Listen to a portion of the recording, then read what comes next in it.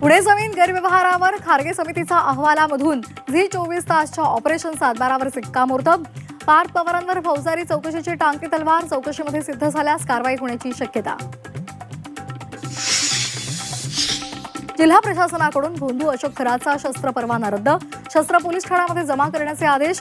15 October 2012 रोजी दिला होता शस्त्र परवाना.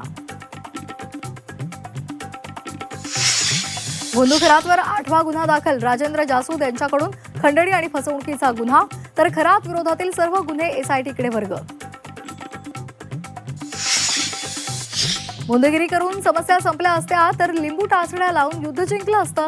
खरात प्रकरणावर मुख्यमंत्री देवेंद्र फडणवीसांचं निवेदन. पीडित महिलांनी पुढे येऊन खरात विरोधात तक्रार द्यावी, मुख्यमंत्र्यांचं आवाहन. आखातामधील युद्धाची प्रवाशांच्या खिशाला झळ. राज्याअंतर्गत विमान प्रवास महागला.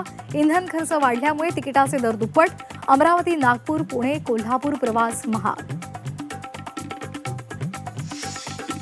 रामनवमी निमित्तानं देशभरातील मंदिरांना झळाळी.